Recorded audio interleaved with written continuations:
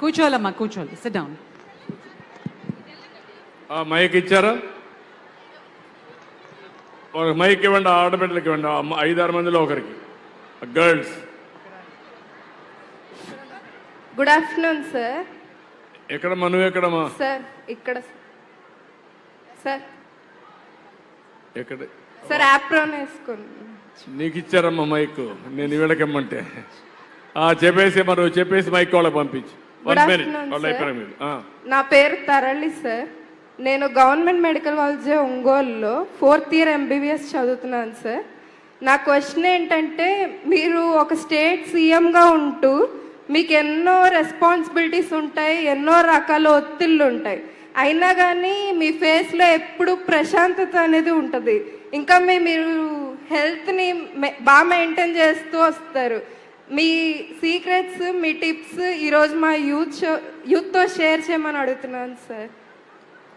Thank you అమ్మా, thank you. నీకంటే యాక్టివ్గా ఉన్నానమ్మా నేను. నువ్వు స్టూడెంట్గా ఉన్నావు, నేను నిద్ర లేచినప్పటి నుంచి పడుకునే వరకు పనిచేస్తూనే ఉంటా. ఇప్పుడు యువత ఉంది, కొంతమంది ఇక్కడ ఉన్నారు, పిల్లలు ఉన్నారు, మీకంటే ఎక్కువ ఆలోచిస్తూ ఉంటా దూరదృష్టితో. నాకు కోరికలు ఉన్నాయి.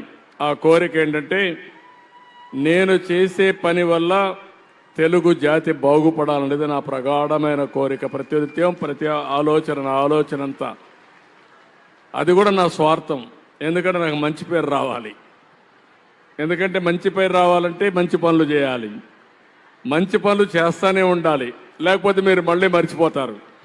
ఒకవేళ అన్ని పనులు చేసి ఒకటి చేయకపోతే ఇవన్నీ చేశాడు ఇది మాత్రం చేయలేదని చెప్పి మళ్ళా తిడతారు నన్ను. కాబట్టి మీ దగ్గర మంచివాడని తెప్పించుకోవడానికి నేను అనునిత్యం పనిచేస్తున్నాను. కానీ మా ఆడబిడ్డ అడిగినట్టు, డాక్టర్ అడిగినట్టు మీరు గుర్తుపెట్టుకోవాలి, మనం తినే తిండి, మనం చేసే ఆలోచన చాలా ముఖ్యం. మన ఆలోచనలు కానీ కరెక్ట్గా ఉంటే మీ ఆరోగ్యం కూడా కరెక్ట్గా ఉంటుంది. మీ ఆలోచనలు తప్పుడు ఆలోచనలు ఉంటే అక్కడి నుంచి ఆ ఆలోచనలు తప్పుడు పనులకు వెళ్తాయి. అక్కడి నుంచి తప్పుడు పనులు చేస్తే మీకు తెలియకుండా మీలో టెన్షన్ వస్తూనే ఉంటుంది, రాత్రులు నిద్ర రాదు, మన పాపాలే మనల్ని వెంటాడుతూ ఉంటాయి. అందుకే నా జీవితంలో మీరు చూస్తే నేను పడుకున్న 2 నిమిషాలు నిద్రపోతాను. ఎంత కష్టపడినా పడుకున్న 2 నిమిషాలు నిద్రపోతాను. మళ్ళీ అల్లారం మోగితే తప్ప నిద్ర లేను. అది నా జీవితంలో మొదటి అడ్వాంటేజ్. దానికి కారణం ఒక నమ్మకం. నన్ను అరెస్ట్ చేసినప్పుడు మీరు చూశారు, 53 రోజులు.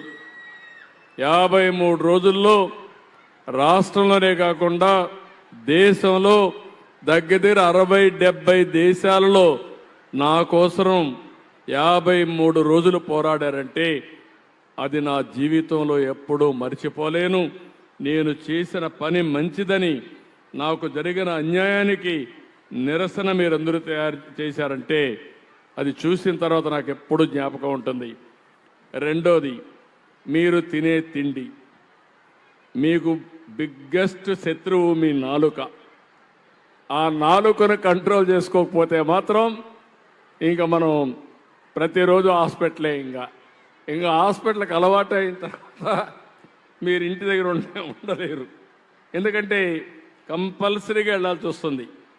అక్కడి నుంచి మెడికేషన్ కూడా మందులు తింటా ఉంటే అవసరం కొద్ది మందు తప్పదు. కానీ మందులకు అలవాటు అయిపోతే మాత్రం ఇంకా అక్కడి నుంచి బాడీలో కూడా నెగిటివ్ ఇంపాక్ట్స్ ఉంటాయి. ఇవన్నీ చూసిన తర్వాత బాడీకి అవసరమైన ఫుడ్డే తినాలి.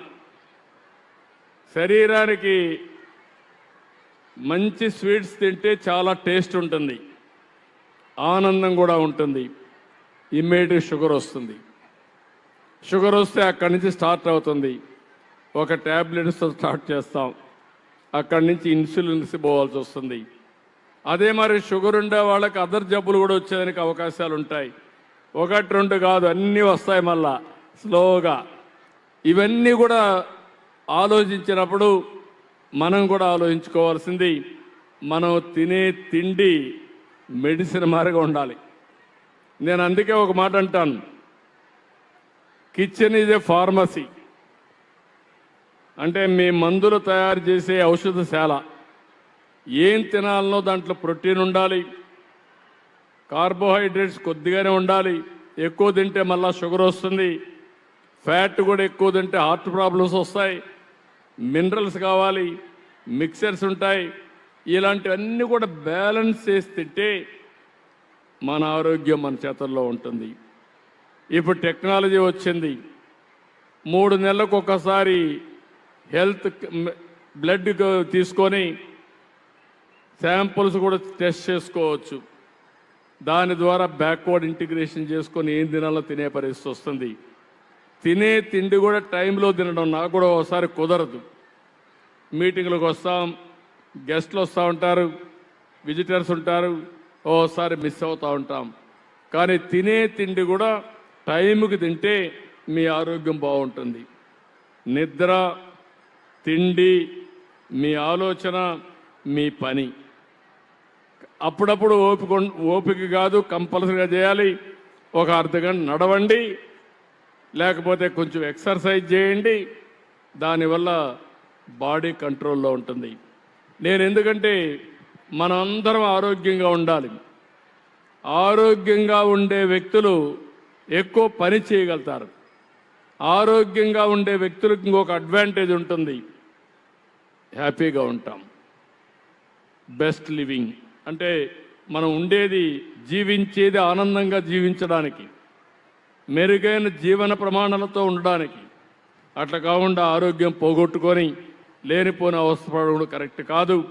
నేను అందుకే రాబోయే రోజుల్లో ప్రివెంటివ్ హెల్త్ పైన ఎక్కువ శ్రద్ధ పెడుతున్నాను.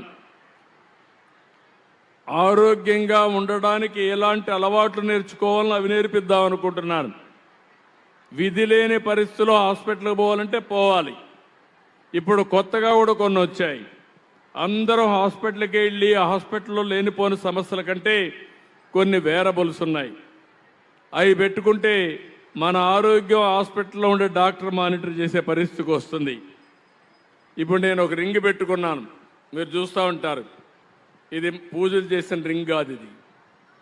ఇది రాత్రుల్లో నిద్రపోయిన తర్వాత తెల్లవారితో నా బాడీ ఎట్లుందో, రెడీగా ఉందా, రెడీనెస్ కానీ స్లీప్ స్కోర్ వస్తుంది. నా నిద్ర ఎన్ని గంటలు పడుకున్నాను, సౌండ్గా పడుకున్నానా, డిస్టర్బెన్స్గా పడుకున్నానా, ఈరోజు నిద్ర సరిపోయిందా, లేదంటే ఇంకొక అర్ధగంట నిద్రపోవాలనా, అది కూడా చెప్తుంది. ఇది అది కూడా చూస్తాను. ఎనర్జీ ఉందా కూడా, నెక్స్ట్ డేకి ఎంత ఎనర్జీ ఉందో కూడా, అది ఎంత ఎనర్జీ ఉంది, బాడీ ఎంత రెడీగా ఉంది, ఇవన్నీ వస్తాయి. అవన్నీ వచ్చినప్పుడు ప్లానింగ్ ఈజీ అవుతుంది. ఆరోగ్యం. నేను మంచినీళ్ళు కూడా తాగితే ఒకసారి అంటూ ఉంటారు, కావాలంటే రాస్తూ ఉంటారు, కొంతమంది ఎగతాళి చేస్తూ ఉంటారు. మీరు తాగే నీళ్లు కూడా ముఖ్యం. నా ఆరోగ్యం పోతే 2 రోజులు ఇంట్లో పడుకుంటే ఆ 2 రోజుల వల్ల నేను పని చేయలేను. నేను పని చేయకపోతే నష్టం ఎవరికి? ఈ రాష్ట్రానికే నష్టం. కాబట్టి నేను ఎప్పటికప్పుడు జాగ్రత్తగా ఉండడం. అందుకే మీరు చూస్తుంటారు నన్ను, ఎప్పుడు నేను సిక్ అయ్యానా, ఎప్పుడైనా లీవ్ తీసుకున్నానా చూశారు? ఎప్పుడు విన్నారా మీరు? లేదు కదా. దానికి కారణం ఏంటంటే జాగ్రత్తగా ఉండడం. ఆ జాగ్రత్తగా ఉన్నా నేను మీకు కూడా పిలిపిస్తున్నా, రాష్ట్రంలో ఉన్న అందరికీ మన ఆరోగ్యం మన చేతుల్లో ఉంది. అది ఎట్లనేది నేర్పించమంటే నేర్పిస్తా. అయితే మీరు కూడా ఫాలో అవుతా ఉంటే మీరు ఫాలో కండి. దానివల్ల మనం బతికున్నంత వరకు ఆనందంగా ఉందాం, ఆరోగ్యంగా ఉందాం. నేను అందుకే ఒక మాట చెప్పాను, విజన్ 2047లో నేను చెప్పింది. ఇప్పుడు మన తలసరి ఆదాయం 2,68,000. ఒకరికి 10 లక్షలు వస్తుంది, ఒకరికి 50,000 వస్తుంది, ఒకరికి 20,000 వస్తుంది. అందరి ఆదాయం, తలసరి ఆదాయం ఆవరేజ్ తీసుకుంటే 2,68,000. 23 ఏళ్ళలో నేను ఆలోచించేది దీన్ని 58 లక్షలు చేయాలనుకుంటున్నా. 58 లక్షలు. అది చేయాలంటే మీరు అంటారు సాధ్యమా అంటారు, సాధ్యం. టెక్నాలజీ వచ్చింది, నా సంకల్పం అది. అది రావాలంటే ప్రతి సంవత్సరం 15% మీ ఆదాయం పెరగాలి. ఈ సంవత్సరం మీకు వచ్చిన ఆదాయం తలసరి 2,68,000 అయితే దాంట్లో 15%, దగ్గర ఒక 30,000 పెరగాలి, 35,000 పెరగాలి. రాబోయే సంవత్సరం 40,000 పెరగాలి, మళ్ళీ 60,000 పెరగాలి. అంటే ఎవ్రీ 5 సంవత్సరాలకి మీ ఆదాయం డబుల్ కావాలి. ఇప్పుడుండే 2,68,000 5 ఏళ్లలో దగ్గర 5 నుంచి 6 లక్షలు కావాలి. ఇది సాధ్యం. అందుకే హెల్తీ అంటే వెల్తీ ఆదాయం పెంచే మార్గం, ఆరోగ్యంగా సమాజాన్ని నడిపించే మార్గం, ఆనందంగా ఉండే మార్గం నేను ఆలోచిస్తున్నా. సంపద, ఆరోగ్యం, ఆనందం, ఈ 3 నా సిద్ధాంతాలు. కాసేపు నవ్వుకున్నాం ఈరోజు మనం అందరం కూర్చొని. నాకు కూడా ఎక్కడ లేని ఎనర్జీ వచ్చింది మిమ్మల్ని అందరినీ చూసిన తర్వాత. ఒక నమ్మకం వచ్చింది. మా ఆడబిడ్డలందరూ నా మాట వింటున్నారు, రాష్ట్రం అంతా వింటున్నారు. కాబట్టి అందరూ ఫాలో అవుతారు.